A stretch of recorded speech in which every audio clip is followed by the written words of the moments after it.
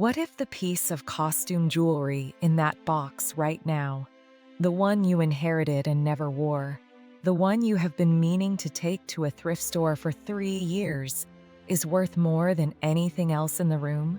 Not because the stones are real, because of who made it, when they made it, and why collectors have been quietly buying it up for years while everyone else threw it away. Do not touch that box yet. We are going to go through it together. Number 10. Gold tone brooches and clip earrings set with rhinestones. Decorative, cheerful, and at first glance worth maybe $5. That instinct is costing people money. Trifari was founded in 1910 and became one of the most important American costume jewelry houses of the century. Their pieces were worn by first ladies and designed by Alfred Philippe, a man trained at Cartier. A signed crown Trifari Jelly Belly brooch has sold for over $800. Standard signed Trifari brooches bring $40 to $150 regularly. Turn the piece over and look for the Trifari signature. Early pieces from the 1930s and 1940s carry a small crown above the T. This is the crown Trifari mark, and it is exactly what collectors want. Then, examine the rhinestones under a magnifying glass. Original Trifari stones are hand-set in individual prong settings. Mass-produced imitations use glued stones in flat back settings with no visible prong. What goes wrong? The Jelly Belly brooch goes into the donation bag because it looks like a child's toy. It was worth $400. Number 9. A necklace of slightly irregular glass pearls wired together with seed beads and gold-tone filigree. At first glance, beautiful but inexpensive vintage jewelry. Look at the construction. Miriam Haskell founded her company in 1924, and every piece was assembled by hand in New York. Glass beads were imported from Bohemia, and each piece was wired individually. No glue, no shortcuts. A signed Miriam Haskell Baroque Pearl Parure necklace, bracelet, and earrings sold at auction in 2022 for $1,200. Individual signed pieces bring $150 to $400. Look for the Miriam Haskell signature on a small oval cartouche wired to the back. Then, look at the construction. Every bead should be individually wired, not strung or glued. If you can see tiny loops of wire around each bead, you are looking at genuine Haskell construction. Early unsigned pieces are also collectible. The wire construction alone identifies them to experienced buyers. What goes wrong? The pearl necklace gets given away because the pearls are not real. The construction was the entire value. Number 8. A large brooch set with clear rhinestones that sparkle with unusual brilliance, not the flat glitter of ordinary stones, but something closer to what you expect from diamonds. Heavy, substantial, almost too good to be costume. That instinct is correct. Eisenberg began as a clothing manufacturer in 1914 and used the highest quality Austrian Swarovski rhinestones available. The pieces became so popular they were stolen from the clothing in stores, which is why Eisenberg began selling them separately. A large signed Eisenberg ice brooch sold for $380. Rare figural pieces bring significantly more. Look for the Eisenberg ice signature in script on the back. Early 1940s pieces may be marked Eisenberg Original. Then hold the piece up to a single light source. Genuine Austrian rhinestones have fire and depth that catches light from multiple angles. Cheap glass sits flat and one-dimensional. The weight of the piece is also a tell. Eisen pieces feel noticeably heavier than similar-sized costume jewelry. What goes wrong? The large rhinestone brooch sells at a yard sale for $3. The signature was never checked. Number 7. A brooch with stones that shift color as the light moves. Green to blue to pink to gold, all in the same stone.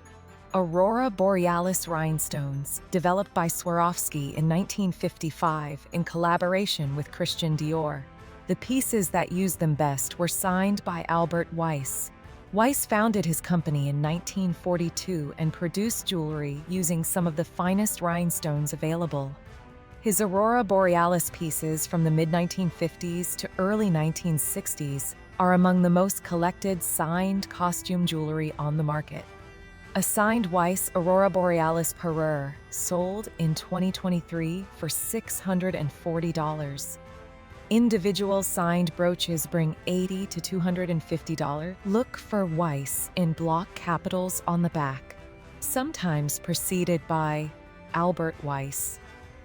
Then tilt the piece under a single light and watch the stones shift through at least 4 distinct colors. Examine the prong settings. Weiss used rhodium-plated brass with hand-bent prongs. The tips should be slightly irregular, not machine-perfect. Machine-perfect prongs indicate a later imitation. What goes wrong? The iridescent brooch gets donated because it looks dated. The Weiss signature was never turned over to check. Number 6. A brooch that comes apart into 2 pieces, each half clips independently onto fabric, and when snapped back together, they form one statement piece, the Coro duet. Most people see it as a broken brooch. That misreading is costing families money. Coro patented the duet mechanism in 1931 and produced them in an enormous range of designs. A signed Coro duet in sterling silver sold for $520. Rhodium-plated duets with figural designs bring $150 to $300. Enameled figural duets with genuine stones bring over $1,000. Look at the back for the hinge mechanism that allows separation. 2 curved clip clips folding away from a central frame. Then find the Coro duet signature stamped into the frame. Pieces marked Coro Craft are the higher quality line and command a premium. If the mechanism and the signature are both present, search Coro duet on eBay completed sales and look at your specific design. What goes wrong? The duet is assumed to be broken and donated for $2. Number 5. Jewelry with stones and colors that do not exist in nature. A deep teal that shifts to black, a vivid pink toward orange, an amber that glows from inside. Unusual shapes. Surrealist sensibility. Elsa Schiaparelli made these Arrival of Chanel and collaborated with Salvador Dali. Her jewelry from the 1950s used custom-made art glass stones produced exclusively for her designs. A signed Schiaparelli art glass brooch and earring set sold at auction in 2022 for $1,400. Individual signed brooches bring $250 to $600. Look for the Schiaparelli signature in script or on an oval hang tag. Then test the stones. Art glass is heavier than plastic, slightly warm to the touch before you hold it. Plastic reaches room temperature faster. If the stone shifts between 2 distinct colors in different lighting, it is almost certainly genuine art glass. Keep the set together. A parure sold as one is worth 3 times the pieces sold separately. What goes wrong? The set gets split. Brooch in one donation bag, earrings in another. Number 4. This one surprises people every time. A brooch with bright enamel work, a parrot, a flower basket, a figure in vivid colors against gold-tone metal. Cheerful, decorative, not particularly serious looking. Hattie Carnegie made these, and collectors have been paying serious money for 20 years. Carnegie was one of the most influential American fashion designers of the mid-20th century, and her jewelry was worn by Joan Crawford and Tallulah Bankhead. A signed Hattie Carnegie figural enamel brooch sold in 2023 for $430. Pieces with complex figural enameling and rhinestone accents bring over $800. Look for the HC mark or the full Hattie Carnegie name on the back. Then look at the enamel. Genuine Carnegie enamel is applied in layers with visible depth and translucency. Cheap painted enamel sits flat with no dimension. Check the edges where enamel meets metal. Hand-applied enamel has slightly irregular edges. Machine-applied enamel is perfectly uniform. What goes wrong? The parrot brooch goes to a grandchild who loses it. It was worth $300. Number 3. Large dramatic jewelry in a matte Russian gold finish, oversized pendants, wide cuff bracelets, medallion necklaces. The kind of piece that looks like a theatrical prop, because it was. Eugene Joseff designed jewelry for Hollywood films from the 1930s through the 1950s. Pieces appeared in Gone with the Wind and Casablanca, worn by Vivian Leigh and Marilyn Monroe. He used matte Russian gold because it photographed better under film lights. A signed Joseff of Hollywood statement necklace sold at auction for $2,100. Signed brooches and earrings bring $250 to $800. Look for the Joseff of Hollywood signature or simply Joseff stamped on the back. Then feel the finish. Genuine Joseff has a matte texture that feels slightly rough compared to polished gold-tone jewelry. Notice the scale. Joseff designed for the camera, so his pieces are deliberately larger and more dramatic than comparable civilian jewelry from the same era. What goes wrong? The theatrical necklace gets donated because it looks too bold to wear. Nobody checked the back. Number 2. A large statement necklace, or cuff with oversized rhinestones and bold geometric or floral designs made for women who could afford the real thing but preferred the drama of costume. Kenneth Jay Lane launched his jewelry line in 1963. His clients included Jackie Kennedy, Audrey Hepburn, and Elizabeth Taylor. A signed KJL statement necklace sold in 2023 for $780. Early 1960s designs with original packaging bring over 1,000 regularly. Look for KJL initials on a small oval plate on the back or the full Kenneth Lane name on later pieces.